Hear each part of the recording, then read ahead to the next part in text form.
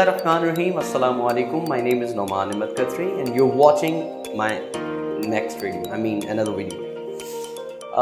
So far we have discussed 3 units and today inshallah we're going to discuss unit 4. I hope that in last 3 units there is no problem for you and you must have enjoyed watching these videos.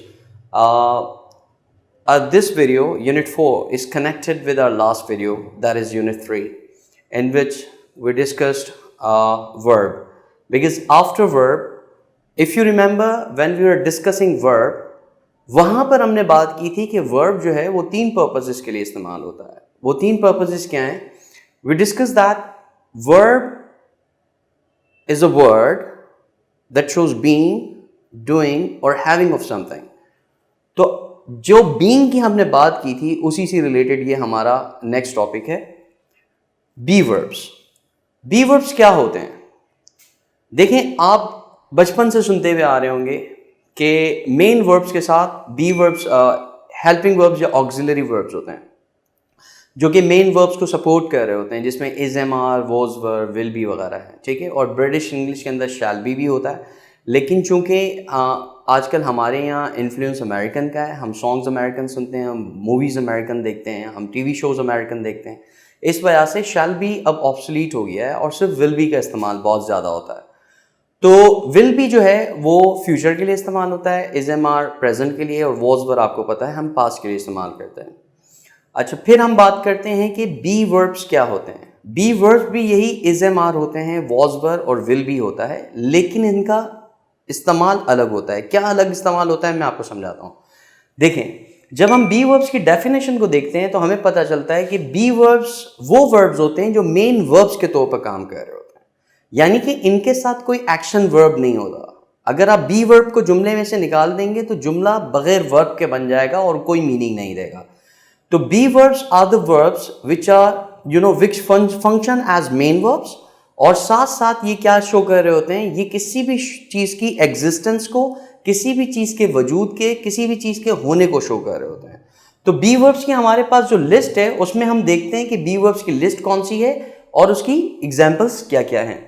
B verbs की list के अंदर आप देखें, हम present के अंदर is am are 3 verbs use करते हैं, पास्ट के अंदर वॉज वर 2 वर्ब्स यूज करते हैं, और फ्यूचर में विल बी, जैसे कि मैं आपको बता चुका, शैल बी अब ऑब्सोलीट हो गया है, वो अब इस्तेमाल नहीं होता. इस किसके साथ इस्तेमाल होता है? हम सब जानते हैं कि इज इस्तेमाल होता है ही, शी, इट, जिनको हम थर्ड पर्सन सिंगुलर कहते हैं, या फिर सिंगुलर नाउन, जैसे कोई नाम हो, जैसे नोमान, साद, इस तरीके से. अच्छा, एम किसके साथ इस्तेमाल होता है? सिर्फ एक ही सब्जेक्ट है जिसके साथ हम एम यूज करते हैं, और वो सब्जेक्ट आप सब जानते हैं आई होता है. इसी तरीके से आर, हम यू, वी, दे, इनके साथ आर इस्तेमाल करते हैं. और प्लूरल अगर हमारे पास सब्जेक्ट है, प्लूरल सब्जेक्ट से मुराद क्या हो सकता है? जैसे नोमान एंड साद, ये एक प्लूरल सब्जेक्ट हो जाएगा. इसी तरीके से टीचर्स, स्टूडेंट्स, पीपल, ये सारे प्लूरल सब्जेक्ट हैं, उनके साथ हम आर इस्तेमाल करते हैं. ठीक है. फिर हम ये इस तरह से याद रखें कि इज और एम जो होता है इसका पास्ट वॉज होता है और आर का पास्ट वर होता है. यानी कि जब हम पास्ट की बात कर रहे होंगे तो इज और एम की जगह हम क्या लगा रहे होते हैं? वॉज लगा रहे होते हैं, और आर की जगह हम वर लगा रहे होते हैं. अब देखें, वॉज किस किस के साथ यूज होता है? He, she, it and singular noun. और वर किन किन के साथ यूज होता है? You, we, they and plural noun के साथ. तो यू, वी और दे के साथ आप वर लगाते हैं, और इसी तरीके से ही, शी, इट और सिंगुलर नाउन के साथ आप वॉज लगाते हैं. फिर विल बी पर आ जाएं तो सारे सब्जेक्ट्स के साथ आप विल बी लगाते हैं, इसके अंदर कोई एक्सेप्शन नहीं है. ब्रिटिश इंग्लिश के अंदर आई और वी के साथ शैल यूज होता है, लेकिन अब वो भी रिटन इंग्लिश के तौर पर यूज होता है. As far as spoken is concern, they just use will be for all the subjects. हम देखते हैं हमारी अगली स्लाइड के अंदर क्या है. नेक्स्ट स्लाइड के अंदर देखें, स्ट्रक्चर दिया हुआ है सब्जेक्ट प्लस बी वर्ब, ये अफर्मेटिव है. Subject plus be verb plus complement and adverbial.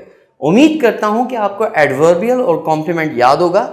अगर आपको याद नहीं है, आप भूल गए, तो मैं आपको मशवरा दूंगा कि आप दोबारा से हमारे यूनिट 2 पर जाएं और इसको दोबारा से देखें कि एडवर्बियल और कॉम्प्लीमेंट क्या होते हैं. अफर्मेटिव स्ट्रक्चर है subject plus be verb plus complement plus adverbial. Subject आपको पता है ही, बी वर्ब क्या है? ही के साथ हमें पता है प्रेजेंट में क्या लगता है? इज. फिर कॉम्प्लीमेंट क्या है? अ गुड आर्टिस्ट। अब आप बताएंगे कि ये कॉम्प्लीमेंट है या फिर कोई एडवर्बियल है? आपके ख्याल से क्या है, कॉम्प्लीमेंट या एडवर्बियल? जी, ये बिल्कुल कॉम्प्लीमेंट है। अगर आप कॉम्प्लीमेंट सोच रहे हैं तो बिल्कुल सही सोचा आपने कि दिस इज अ कॉम्प्लीमेंट। ठीक है जी। अब देखिए प्रेजेंट के अंदर मैंने यहां पर कोशिश की है कि तमाम सब्जेक्ट्स के साथ, जिनके साथ इज इस्तेमाल होता है उनके साथ इज इस्तेमाल किया जाए, जिनके साथ एम, जिनके साथ आर इस्तेमाल होता है उन सब के साथ। फिर यहां पर प्रेजेंट के अंदर हम प्रेजेंट का वर्ब लगाते हैं, पास्ट के अंदर हम पास्ट का वर्ब लगाते हैं और फ्यूचर के अंदर हम फ्यूचर का वर्ब लगाते हैं। जब मैं कहता हूं he is a good artist, तो मैं उर्दू में इसको ट्रांसलेट करता हूं कि वो एक अच्छा आर्टिस्ट है। फिर जब मैं पास्ट में कहता हूं he was a good artist, तो मैं कहता हूं वो एक अच्छा आर्टिस्ट था। मैं पास्ट में बात कर रहा हूं, ठीक है। मैं कहता हूं he will be a good artist, मैं एक इंसान को देख रहा हूं कि उसकी पेंटिंग स्किल्स या आर्ट की स्किल्स बहुत अच्छी हैं और मैं कहता हूं कि he will be a good artist may be after 2 years, 5 years, 10 years, जो भी है। तो ये देखें, she is an intelligent girl, she was an intelligent girl, she will be an intelligent girl. It is blue, it was blue, it will be blue. The boy is blind, the boy was blind, the boy will be blind. I am a doctor, हमें पता है आई के साथ हम M लगाते हैं, तो हमने क्या लगाया है, आई के साथ एम लगाया है। I was a doctor, I will be a doctor. इस तरीके से you are a good child, you were a good child, you will be a good child. We are hungry, ये क्या है, कॉम्प्लीमेंट है या एडवर्बियल है? कॉम्प्लीमेंट है, क्योंकि हंग्री जो है वो सब्जेक्ट को ही मॉडिफाई कर रहा है, तो ये सब्जेक्ट कॉम्प्लीमेंट है। ठीक है जी। We were hungry, we will be hungry. They are tired, they were tired, they will be tired. यानी कि क्या हुआ, वो थके हुए हैं, वो थके हुए थे, वो थके हुए होंगे। Boys are in the ground, boys were in the ground, boys will be in the ground. अब बताएं इन द ग्राउंड क्या है, क्या ये कॉम्प्लीमेंट है? जी नहीं, ये कॉम्प्लीमेंट नहीं है। ये आप अगर देखें तो वेयर को आंसर कर रहा है, और हमने डिस्कस किया था जो चीज वेयर को आंसर करती है वो क्या होती है, एडवर्बियल होता है। तो जिस तरीके से हमने स्ट्रक्चर में बात की थी कि बी वर्ब्स के साथ कॉम्प्लीमेंट या एडवर्बियल आता है। अब थोड़ा सा मैं आपको यहां समझाना चाहूंगा कि ऑक्सिलरी वर्ब के अंदर और बी वर्ब में क्या फर्क होता है। If you remember, after auxiliary verbs there must be a main verb, there must be an action verb. और जब हम बी वर्ब्स की बात करते हैं तो याद रखिए कि बी वर्ब्स के साथ कोई भी मेन वर्ब या एक्शन वर्ब नहीं होता, ये खुद मेन वर्ब के तौर पर काम कर रहा होता है। जब आप इसको निकाल देंगे तो जुमले में से वर्ब ही खत्म हो जाएगा। ये था इसका अफर्मेटिव स्ट्रक्चर। अफर्मेटिव के बाद हम देखते हैं हमारा नेक्स्ट स्ट्रक्चर नेगेटिव है। Subject plus be verb plus not plus complement plus adverbial. यहां पर मैं आपको एक चीज बताना चाहूंगा, जब आप बी वर्ब के साथ यानी is am are, was were और विल बी के साथ नॉट लगाते हैं तो फिर सेंटेंस किस तरह से बनता है। यहां पर एक चीज याद रखिएगा कि हम कॉन्ट्रैक्ट करके जब लिखते हैं तो हमेशा उसको पढ़ते भी वैसा ही है, यानी इंग्लिश में जिस तरह से लिखी हुई होती है कोई चीज उसी तरह से पढ़ी जाती है। मिसाल के तौर पर he isn't a good artist, आप इसको he is not a good artist नहीं पढ़ेंगे।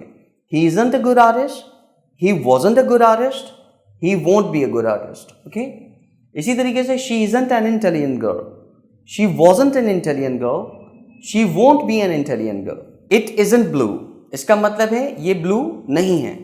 इट वॉजंट ब्लू, ये ब्लू नहीं था या वो ब्लू नहीं था।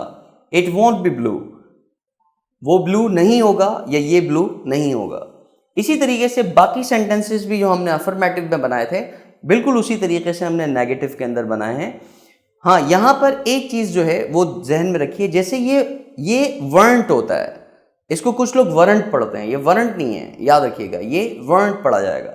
इसी तरीके से विल नॉट का शॉर्ट फॉर्म क्या होता है, इसको हम वोंट पढ़ते हैं। ठीक है, the boy won't be blind. Next structure देखते हैं हमारा इंटेरोगेटिव स्ट्रक्चर।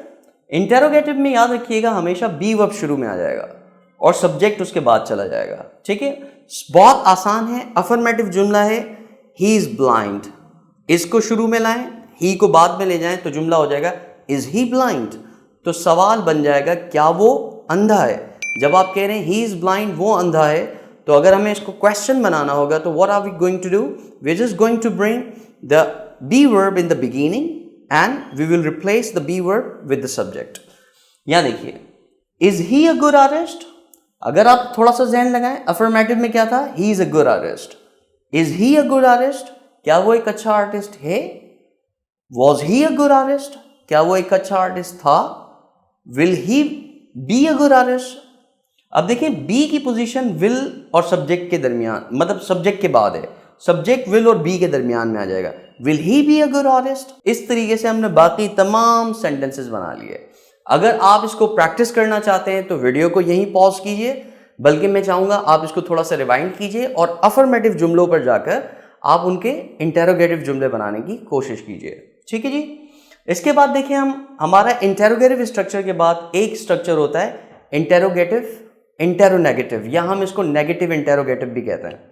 इंटेरोनेगेटिव या नेगेटिव इंटेरोगेटिव जो स्ट्रक्चर्स होते हैं उनके अंदर क्या होता है, स्पोकन इंग्लिश के अंदर स्पेशली जो हमारा नेगेटिव वाला पार्ट होता है, जिसके अंदर बी वर्ब और नॉट को हम कॉन्ट्रैक्शन के साथ यूज करते हैं, उसी को हम शुरू में ले आते हैं। जैसे हम कहते हैं ही इजंट, तो नेगेटिव इंटेरोगेटिव बनाते वक्त हम क्या कहते हैं, इजंट ही। तो हम बी वर्ब के साथ नॉट इस्तेमाल करेंगे, फिर सब्जेक्ट और फिर कॉम्प्लीमेंट इस्तेमाल करेंगे। कैसे, isn't he a good artist, wasn't he a good artist, want he B a good artist, isn't she N intelligent girl, क्या वो एक अक्लमंद लड़की नहीं है, क्या वो एक ज़हीन लड़की नहीं है, क्या वो एक ज़हीन लड़की नहीं थी, क्या वो एक ज़हीन लड़की नहीं होगी। इसी तरीके से रैंडम उठा लेता हूं। फिर ये देखें, आई के साथ हम एम का असल में कॉन्ट्रैक्शन नहीं होता। जब हम एम नॉट लिखते हैं तो इसका कॉन्ट्रैक्शन नहीं होता। इसको कॉन्ट्रैक्ट करने के लिए हम, जैसे हम इज नॉट को इजंट कह देते हैं, इसी तरीके से वॉज नॉट को वॉजंट कह देते हैं। एम नॉट को हम एमंट नहीं कहते। तो इसका कॉन्ट्रैक्शन नॉर्मली कैसे बनता है, आम। हम कहते हैं I am not a teacher, I am a doctor. इसी तरीके से जब हमें नेगेटिव इंटेरोगेटिव बनाना होता है तो हम कहते हैं एंट आई। ठीक है, तो जुमला कैसे बनेगा, aren't I a doctor, wasn't I a doctor, won't I be a doctor. इसी तरीके से aren't we hungry, won't we hungry, won't we be hungry. इस तरीके से ये सारे सेंटेंसेस बनेंगे। उम्मीद करता हूं कि बी वर्ब आपको समझ में आ गया होगा और बी वर्ब और ऑक्सिलरी वर्ब के अंदर क्या डिफरेंस होता है ये भी आपको समझ आ गया होगा। आसान सा तरीका ये होता है कि बी वर्ब के बाद कोई दूसरा वर्ब नहीं होता, हम इसके बाद कॉम्प्लीमेंट या एडवर्बियल लगाते हैं। साथ में लिंक के अंदर आपको एक्सरसाइज भी दी हुई है, उस एक्सरसाइज को भी सॉल्व कीजिए। और अगर उसके अंदर किसी किस्म की परेशानी आपको सामने आती है तो आप कमेंट बॉक्स में हमें जो है वो कमेंट कीजिए और अपने मसाइल डिस्कस कीजिए हमारे साथ। हम कोशिश करेंगे कि उनका जवाब दें और हमारी नेक्स्ट वीडियोस के अंदर भी हम अपने जो कमेंट्स आ रहे होंगे हम उनको बेहतर बनाने की कोशिश करेंगे। बहुत शुक्रिया, अपना ख्याल रखिएगा।